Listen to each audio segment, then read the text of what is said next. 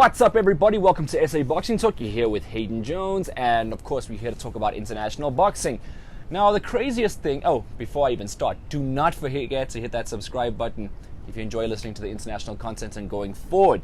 So anyway, I couldn't find much on Peter Quillin, and of course, Peter Quillin's fighting next week, 12th of April, and he's fighting, Caleb TRUAX and TRUAX, I should be saying.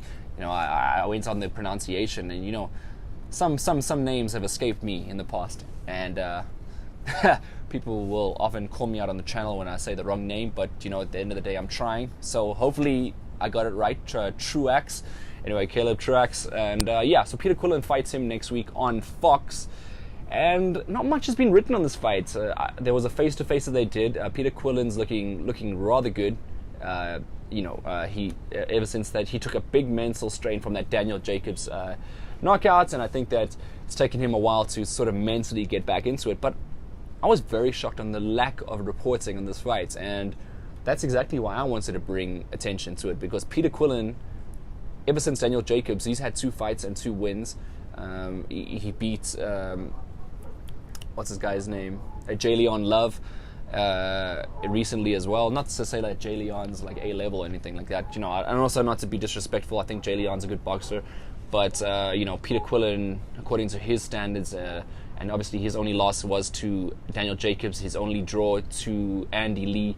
These are 2 heavily reputable people that he's had blemishes on his record too. So no hate on him. Of course, Peter Quillin now, as I said, these 2 fighters. So the big story behind these 2 guys basically is they sparred once upon a time, and we're talking about 7 years ago. Apparently they sparred for a week. They sparred about 3 times, and not to say that anyone got the better of anyone. They're very humble. They like what I assessed in the video was that they were very humble. Actually, Peter Quillin was trying to push a few buttons because I think Peter Quillin is just naturally inquisitive, but TRUAX is completely humble. He's just genuinely a nice guy, and basically they sparred 3 times. TRUAX believed that it gave him enough confidence from those sparring sessions to believe that one day he'd beat Peter Quillin in the ring. Obviously, Peter Quillin had a lot of things that he had to get through in his career, and looks like he's back now. So TRUAX finally gets his shots. And who is Caleb TRUAX? He's the guy that beat James DeGale. Unfortunately, they had 2 fights. He beat DeGale, and then he lost to DeGale, and he's now making his... he's at the level now where he deserves to fight the top guys, and, Peter Quillin's right up there as well. Both guys sort of... The winner of this fight goes on to do something, and the loser of this fight needs to refine himself and keep on fighting on these Friday night fights, and, so forth like that. And, there's something about Quillin, though. There's always been something about him. Everyone's always thought he's special, and so do I. I haven't given up on Peter Quillin just yet. I did initially because I thought he was finished, and I thought the guy was retired and stuff, but he seems to be coming back. Sometimes it's necessary to take some time out the game, and of course, he did exactly that, and he's looking refreshed.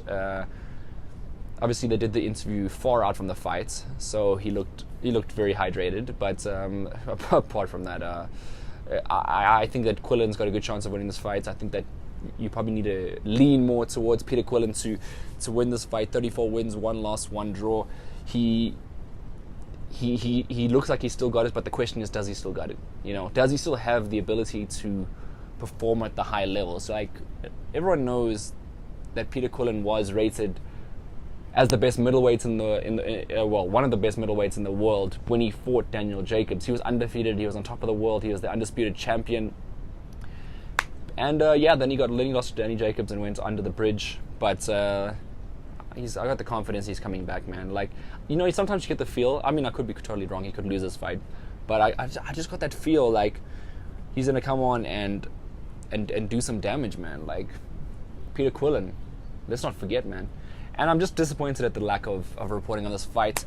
People want to see Peter Quillin in the ring. New fans that have walked into the sport now that have never seen Peter Quillin, you need to go and check him out. So go on YouTube, go research him, go see what he's done in his career, and you'll be pleasantly surprised that you're about to witness a beast in that ring.